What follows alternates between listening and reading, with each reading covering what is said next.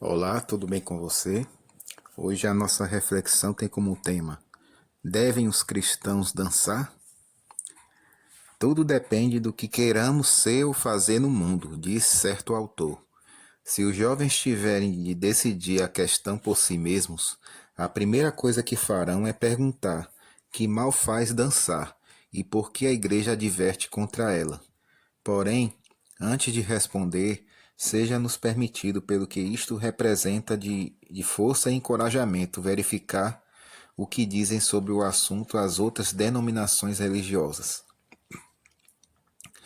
A Igreja Metodista diz: a dança é prejudicial à vida cristã e alerta os seus membros contra ela. Diz também a Igreja Congregacional: resolvido que, na opinião da associação, a prática da dança por parte dos membros de nossa Igreja não condiz com a profissão religiosa, devendo ser tornada objeto de disciplina. A Igreja Presbiteriana diz: consideramos a prática da dança por parte dos membros da Igreja como pasmosma e incoerência, e o entregarem-se os chefes de família a tais reuniões dançantes, como tendente a comprometer sua profissão religiosa, e o enviarem os pais cristãos seus filhos a escolas de dança como um grave erro na disciplina da família. Diz a Igreja Episcopal, na palavra do bispo Cox: a dança é lasciva. Mais tarde, o mesmo bispo advertiu os dançadores que contem em não vir à mesa da comunhão. O bispo Hopkins acrescenta: a dança é responsável pela dissipação de tempo, a condescendência para com a vaidade pessoal e o incitamento prematuro das paixões, e artifício nenhum pode torná-la condizente com o pacto do batismo. A Igreja Católica Romana disse no Concílio Pleno de Baltimore: consideramos ser nosso dever advertir nosso povo contra os divertimentos que possam facilmente tornar-se para eles ocasião de pecado, contra as modalidades de danças que, como praticadas presentemente, repugnam a todo sentimento de delicadeza e decoro, e se fazem acompanhar dos maiores perigos para a moral. Não faremos mais citações, mas passamos a expor 10 razões pelas quais a dança deve ser condenada. Essas razões são reunidas de muitas fontes que tratam do bem-estar físico, mental e espiritual. Esse número pode ser aumentado. Podeis dizer que são afirmações radicais e prevêem condições que nem sempre procedem. Concedemos que assim seja, mas há que admitir-se também que não há uma só dessas 10 proposições que não seja com alarmante frequência uma verdade. Primeira razão pela qual a dança deve ser condenada. A dança é um estímulo anormal às paixões sensuais. Tenho ouvido apenas 2 homens negá-lo, ao passo que centenas têm admitido. É evidente que a dança significa uma coisa para os homens e bem outra para as mulheres. Muitas jovens nobres e de espírito bem dotado amam a dança por sua graça e ritmo. Para estas, a dança apela apenas ao senso artístico. Ela apela também aos homens da mesma maneira, mas no que respeita ao sexo masculino, não é este o mais forte apelo. Os homens chegam à maturidade em matéria de sexo quando as mulheres nada sabem a respeito. Mas as jovens devem ter conhecimento sobre o assunto, a fim de poderem sentir em plena força e responsabilidade que repousa sobre elas ao se permitirem na dança o amplexo de rapazes. Segunda razão. O estímulo sexual resultante da dança geralmente vem quando é ele mais perigoso. A dança leva milhares de estudantes de escolas superiores desprotegidos e não preparados a situações em que não deviam estar. No bom plano de Deus para a nossa vida, ele determinou quais as paixões sexuais despertem lentamente para que o juízo e a força de caráter sigam a par com elas. Quando verificamos quantas mentes bem dotadas e brilhantes têm sido capazes de dominar todas as forças, exceto os reclamos do sexo, começamos a ver a sabedoria do plano de Deus. O Dr. McKeever disse: A nova dança social é uma dança de morte. Jovens adolescentes de 15 anos são forçados pela dança a um intenso desenvolvimento sexual, em vez de experimentarem o despertamento normal, lento e de noção sexual. Se acrescentarmos a isto os efeitos sobre a mente, teremos chegado mais perto da plena medida de seu significado. Terceira razão: a dança mina a saúde pelo menos de duas maneiras. Primeira, quando indevida e prematuramente excita as inclinações do sexo. Segundo, quando conduz a uma atividade anormal pelo manter-se desperto às deshoras, associada ao comer e beber indiscriminadamente. Não há atitude mental que tão poderosamente reaja sobre a vida física como o incitamento provocado pela dança. Frequentemente tem início uma intoxicação em que o corpo é forçado a obedecer aos reclamos de um frenesi mental. Não é pouco comum verem-se moços e moças manterem inconscientemente a atitude como que de sonâmbulos e o balanceado físico da dança em todas as horas e lugares da experiência do dia. A atitude conveniente para a saúde física e mental foi abandonada. Quarta razão: a dança debilita a resistência moral. Para que julgueis uma coisa convenientemente, é mister que vejais os seus frutos. Oficiais cívicos e obreiros sociais têm pouco que tratar com a assim chamada dança respeitável, mas eles veem o que salta a cova do basilisco. Jane Addams diz que 85% das jovens caídas citam a dança como o início do seu declínio. O professor Faulkner, que antes de sua conversão era proprietário da Academia de Danças de Los Angeles, disse que 200 mulheres abandonadas com quem ele havia falado, 163 delas atribuíram sua condição à escola de dança e seus resultados. Jovens nobres tolerarão esta prática? Quinta razão: a dança destrói na pessoa o gosto por coisas espirituais. A alma necessita, tanto quanto o corpo, de um clima para viver. Tenho em mente dois quadros contrastáveis. Lembro-me da primeira bananeira que vi em Nova Albany, Indiana. Um dos paroquiais orgulhosamente mostrou em flor. Essa flor era a recompensa de anos de expensas e cultivo. Muitas pessoas vinham para vê-la, pois uma bananeira em flor em Indiana era um acontecimento. Aqui está o outro lado do quadro. Em junho último, quando no Instituto de Flórida vi ruas de graciosas bananeiras vergadas ao peso de frutos, que faziam que as bananas de Indiana parecessem uma simples singularidade. A diferença não estava na espécie, mas no clima.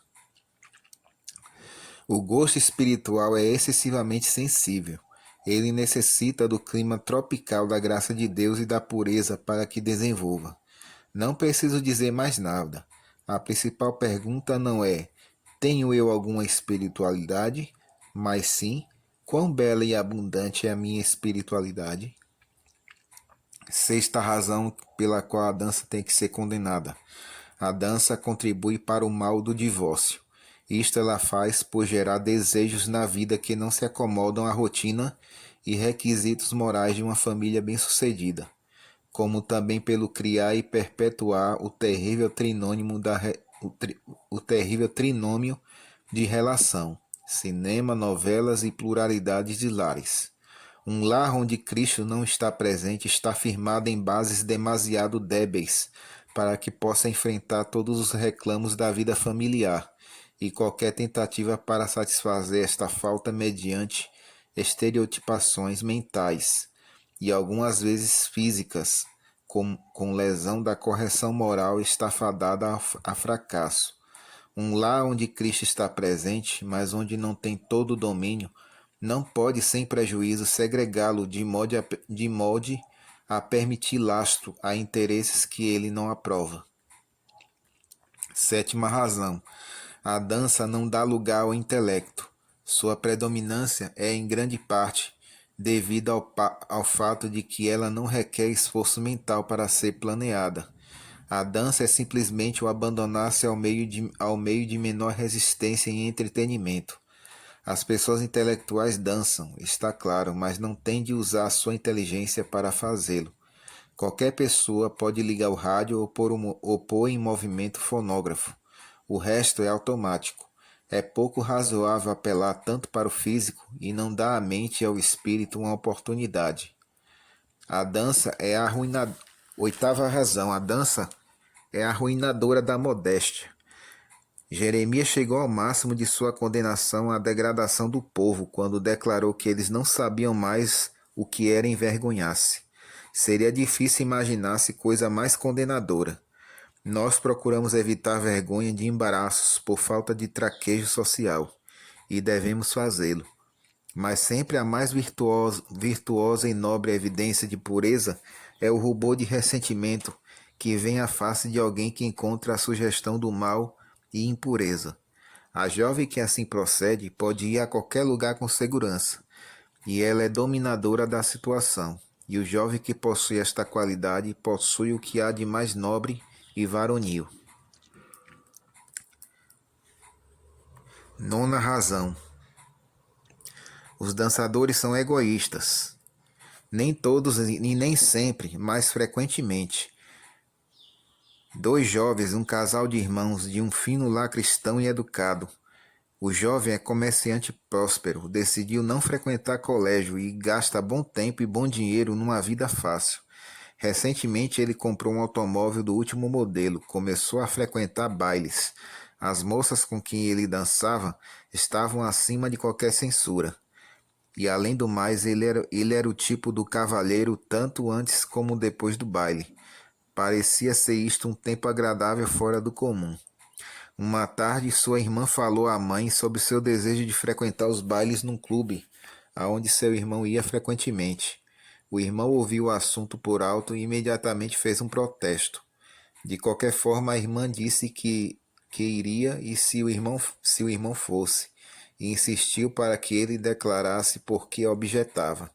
Finalmente ele declarou com relutância que havia amigos ali com quem ele não desejava que a irmã tomasse contato. Parece-me que tal posição é fundamentalmente egoísta. Que direito tem um rapaz de protestar contra o fato de sua irmã ir a um lugar aonde ele vai e onde convive com moças tão boas como a sua irmã? Isto ilustra apenas um aspecto do assunto. A verdade inteira é muito maior. Se é cristão e altruísta de nossa parte, mercê de nosso amor pelo bem-estar do povo, declarar que nada faremos que ponha uma pedra de tropeço no caminho dos outros. Então deve ser exatamente o oposto, quando sujeitarmos outros a um grande risco, ainda que pelo prazer de apenas uma noite. E a 10ª razão. A dança é o instrumento universal dos ímpios para ajudá-los na execução de toda espécie de ímpios desígnios. O íntimo contato da dança não leva necessariamente uma pessoa a fazer o mau uso dessa intimidade, mas o fato de ser este um dos melhores meios para levar outros ao extravio é significativo. Ele apresenta um fato que os jovens que procuram o ideal cristão devem considerar seriamente. O fato de que quase universalmente os cristãos educados mantêm um sentimento de dúvida em relação à dança parece indicar que sua sensibilidade cristã não lhes permite sancioná-la facilmente. Muitos costumavam pensar que a única restrição à dança era o regulamento da igreja, mas desde que a restrição foi removida, estamos vendo mais claramente do que nunca que a verdadeira restrição é a lei da vida. Estas 10 razões são suficientes para dar-nos elementos para pensar neste assunto. Em conclusão, permite-nos deixar claro o nosso propósito. Eu não disse que uma pessoa não pode ser respeitável e dançar. Também não disse que os dançadores não possuem norma de correção moral. Sei que pessoas educadas, cultas e finas, elas dançam. Mas este não é bem o ponto. As pessoas podem ser respeitáveis, moralmente corretas, educadas, refinadas e membros cultos da igreja, e nem por isso serem cristãos no sentido do Novo Testamento. Um cristão é algo além de tudo isto, e é esse algo além que a dança ameaça mais terrivelmente. Tudo depende do que deseja ser ou fazer no mundo.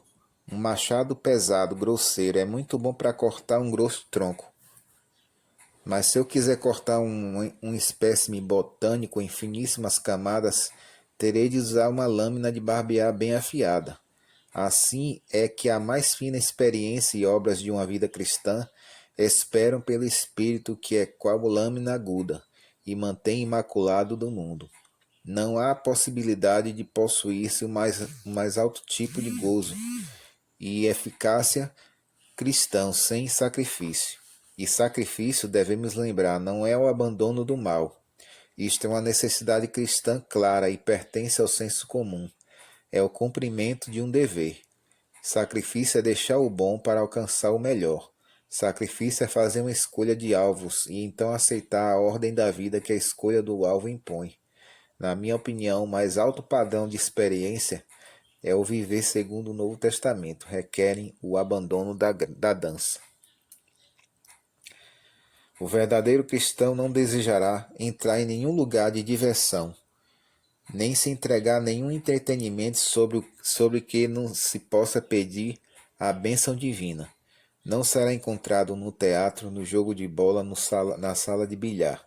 Não se unirá aos alegres valsistas, nem contemporizará com nenhum outro enfeitiçante prazer que lhe venha banir a Cristo do Espírito. Aos que intercedem por essas distrações, respondemos: não podemos com elas condescender em nome de Jesus de Nazaré. A bênção de Deus não seria invocada sobre a hora passada no teatro ou na dança.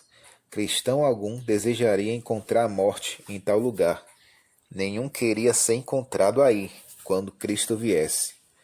Quando chegarmos à derradeira hora e nos achamos face a face com o registro de nossa vida, acaso lamentaremos haver assistido tão poucas festas? Ter tão poucas vezes participado de cenas de inconsiderada alegria? Não haveremos, antes de chorar amargamente, o ter gastos tantas horas preciosas na satisfação egoísta? Negligenciando tantas oportunidades que, devidamente aproveitadas, não haveriam garantido riquezas imortais?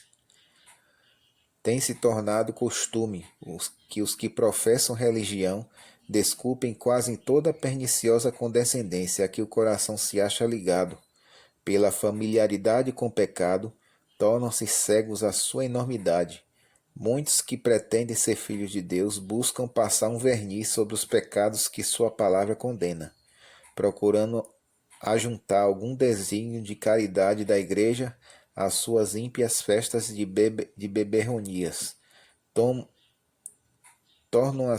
assim emprestadas as vestes do céu para com elas servir ao diabo.